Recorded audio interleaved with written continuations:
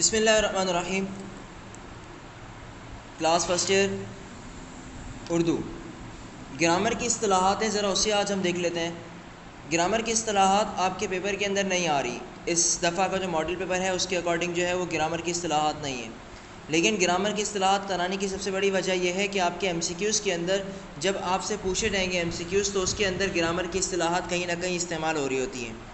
جیسے کہ آپ کا ماڈل پیپر کا جو 8واں ایم سی کیوز ہے، جلتے ہیں جبرائیل کے پر اس مقام پر اس مصرعے میں یہ صنعت استعمال ہوئی ہے.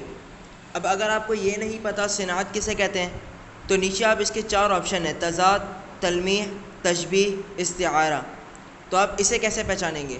پھر یہ تضاد کیا ہوتا ہے، تلمیح کیا ہوتی ہے، تشبیہ کسے کہتے ہیں، استعارہ کس چیز کا نام ہے. جب آپ کو ان چیزوں کا نام نہیں معلوم ہوگا، ان کی ڈیفینیشنز معلوم نہیں ہوں گی، تو آپ ان ایم سی کیوز کو سالو نہیں کر سکتے بالکل کسی صورت میں بھی.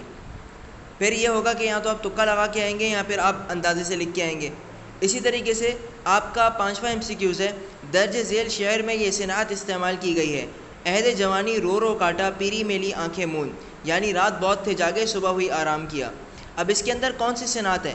تشبیہ کی صنعت ہے، تلمیح ہے، تضاد ہے یا مطلع ہے. ایسے اور کئی بہت سارے ایم سی کیوز کے اندر یہ چیزیں پوچھی جائیں گی. جیسے کہ ایم سی کیوز نمبر 20 ہے، اس کے اندر پوچھا جا رہا ہے، اور اس کے علاوہ ایم سی کیوز نمبر 30 کے اندر پوچھا جا رہا ہے. اس کے علاوہ جیسے پوچھا جا رہا ہے مزدس کا ہر بند اتنے مصروں پر مشتمل ہوتا ہے. اگر آپ کو یہ نہیں پتہ کہ مزدس کسے کہتے ہیں تو آپ کیسے بتا سکتے ہیں کہ کتنے مصروں پر یہ شعر یہ بند جو ہے مشتمل ہے؟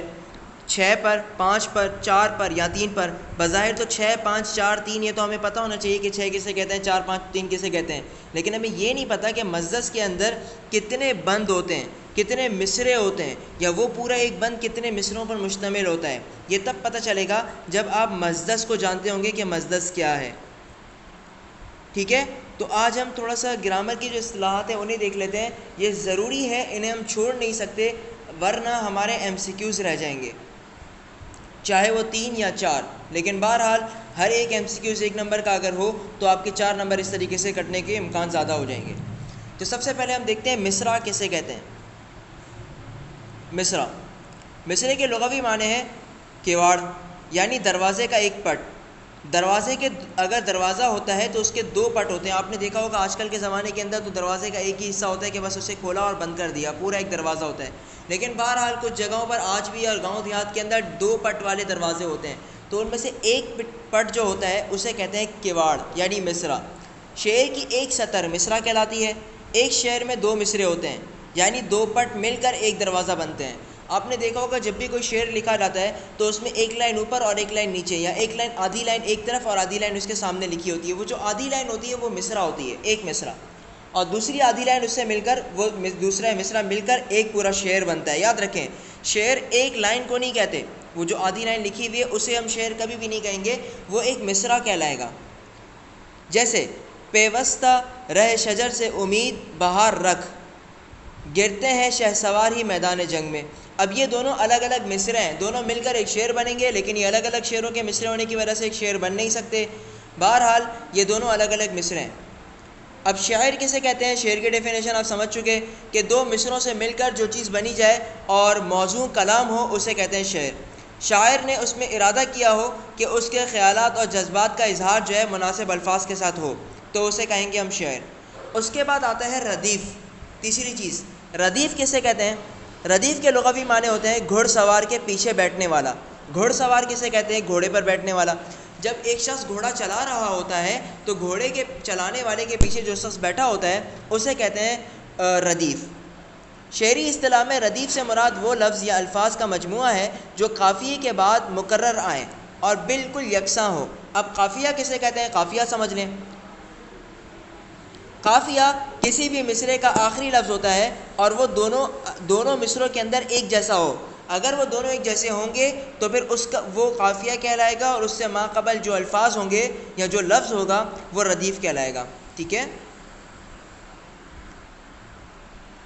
اس کے بعد ہم دیکھتے ہیں قافیے کو. ابھی قافیے کی ڈیفینیشن بتا رہا تھا میں آپ کو. قافیے کے لغوی معنی ہوتے ہیں مسلسل آنے والا، یعنی شعری اصطلاح میں قافیے سے مراد وہ لفظ یا مجموعہ الفاظ ہے جو شعر کے آخر میں ردیف سے پہلے استعمال ہوا ہو. اور ہم آواز ہوں مطلب ایک جیسے ہوں۔ قافیے کا ہر مصرے میں ہونا لازمی نہیں، بعض صورتوں میں شعر کے دونوں مصروں میں قافیہ ہوتا ہے اور اکثر ہر شعر کے مصرع ثانی میں قافیہ پایا جاتا ہے۔ اس کے بعد ہم دیکھیں گے صنعت تضاد۔ صنعت تضاد کسے کہتے ہیں؟ اس صنعت کو صنعت تقابل بھی کہتے ہیں، مطلب مقابلے والی صنعت۔ صنعت تضاد شاعری میں اس صفت کو کہتے ہیں جس کے ذریعے ایک شعر میں دو یا دو سے زائد ایسے الفاظ استعمال کیے جائیں جو اپنے مفہوم کے لحاظ سے ایک دوسرے کی ضد ہوں، تو یہ خوبی صنعت تضاد کہلاتی ہے۔ ٹھیک ہے، تقابل مطلب مقابلے میں ہونا۔ ہم کیا کہتے ہیں؟ دو لوگوں کا آپس میں مقابلہ ہوا، مطلب دونوں ایک دوسرے کے اوپوننٹ تھے، دونوں آپس میں لڑ رہے تھے، یہ نہیں کہ دونوں کسی اور سے لڑ رہے تھے، دونوں آپس میں لڑ رہے تھے۔ تو صنعت تضاد تقابل، جب دو لوگ آپس میں مقابلہ کرتے ہیں تو ان کا مقابلہ مطلب آپس میں ہوتا ہے، یہ نہیں کہ وہ کسی اور سے لڑ رہے ہیں، نہیں، وہ دونوں آپس میں لڑ رہے ہیں، اسی لیے ہم کہتے ہیں مقابلہ ہو رہا ہے دونوں کے درمیان۔ تو تقابل مطلب ایسی صنعت جس کے اندر معلوم ہو کہ دونوں ایک دوسرے کے کیا ہیں؟ مقابل ہیں، دونوں ایک دوسرے کے اپوزٹ ہیں۔ آگے دیکھیں مطلع۔ مطلع کسے کہتے ہیں؟ مطلع طلوع سے ہے، لفظ طلوع۔ طلوع کا مطلب ہوتا ہے نکلنا، سورج طلوع ہو رہا ہے مطلب سورج نکل رہا ہے، طلوع ہونے کی جگہ۔ اب شعری اصطلاح کے اندر غزل کے پہلے شعر کو مطلع کہا جاتا ہے، جس طرح سورج کے طلوع ہونے سے دن کا آغاز ہوتا ہے اسی طرح مطلع سے غزل کا آغاز ہوتا ہے۔ اس کے بعد آتا ہے مقطع۔ مقطع کسے کہتے ہیں؟ کسی بھی غزل کا آخری لفظ، آخری شعر، آخری مصرع۔ اب یہ مقطع کا مطلب ہوتا ہے تعلق کو ختم کرنے والا، جس کا مطلب توڑنا۔ اب یہ آخری مصرع کیا کرتا ہے؟ یہ بتاتا ہے کہ اس کے بعد جو بھی شعر ہوگا یا جو بھی غزل ہوگی اس کا تعلق اس سے نہیں ہوگا۔ نیکسٹ ون، صفت تلمیح۔ صفت تلمیح کسے کہتے ہیں؟ تلمیح کے لغوی معنی ہے اشارہ کرنا۔ شعری اصطلاح میں تلمیح سے مراد ہے کہ ایک لفظ یا مجموعہ الفاظ کے ذریعے کسی تاریخی، سیاسی، اخلاقی یا مذہبی واقعے یا قرآنی آیات کی طرف اشارہ کیا جائے۔ مثال کے طور پہ ایک شعر آپ کے سامنے کہا گیا، اس سے پتہ چلا کہ اس سے کوئی واقعہ مراد ہے، جیسے کہ حضرت یوسف علیہ السلام کے مشہور واقعے ہیں، تو اب کیا فرض ہے کہ سب کو ملے ایک سا جواب، آؤ تو ہم بھی سیر کریں کوہ طور کی۔ یہ حضرت موسیٰ علیہ السلام کا واقعے کی طرف اشارہ ہے۔ کوہ طور سے کس کا کنیکشن ہے؟ حضرت موسیٰ علیہ السلام کا۔ تو یہ حضرت موسیٰ علیہ السلام جب گئے کوہ طور پر تو انہوں نے اللہ تعالیٰ سے کلام کیا، پھر اللہ تعالیٰ نے ان کو جواب دیا۔ لازمی نہیں ہے کہ ہر کسی کو اللہ تعالیٰ اس طریقے سے کوہ طور پر بلا کر جواب دیں، تو وہ موسیٰ علیہ السلام کا کلام تھا۔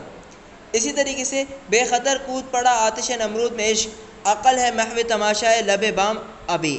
اب یہ جو شعر ہے یہ اشارہ کر رہا ہے آتش نمرود سے مراد کہ نمرود نے جو آگ جلائی تھی حضرت ابراہیم علیہ السلام کے لیے، اس واقعے کی طرف اشارہ ہے۔ اب وہ اتنا بڑا واقعہ ہے لیکن ایک شعر کے اندر اس کی طرف اشارہ کر دیا۔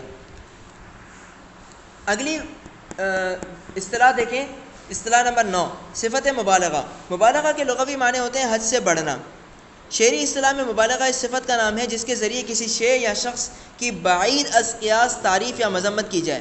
اگر مبالغہ صحیح طور پر استعمال کیا جائے تو شعر کا حسن نکھر جاتا ہے۔ اس کے بعد 10ویں نمبر پر ہے تشبیہ۔ تشبیہ کا تعلق لفظ مشابہت سے ہے جس کے معنی ہے کسی خصوصیت میں ایک جیسا ہونا۔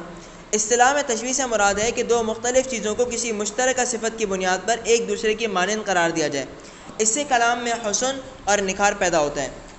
تشبیہ دیکھیں کسی کو کسی کے مشابہ کرنا۔ مثال کے طور پہ اگر آپ کسی کو بہادر بتانا چاہ رہے ہیں تو بہادری کے اندر کون سا جانور سب سے زیادہ مشہور ہے؟ وہ ہے شیر۔ تو ہم کہتے ہیں یار یہ بالکل شیر کی طرح ہے، بالکل شیر ہے شیر۔ تو شیر مطلب اس کے کوئی بڑے بڑے ناخن، بڑے بڑے پنجے اور اتنے بڑے بڑے بال نہیں ہیں، اس سے مراد ہے کہ یہ بہادری میں شیر کی طرح ہے۔ آگے دیکھیں استعارہ۔ استعارہ کے لغوی معنی ہوتے ہیں ادھار لینا۔ شعری اصطلاح کے اندر استعارہ وہ صفت ہے جس کے تحت کسی لفظ کو اس کے حقیقی معنوں سے ہٹ کر کسی اور شے سے مشابہت کی وجہ سے اس کے مجازی معنوں میں استعمال کیا جائے۔ کیا مطلب؟ مطلب یہ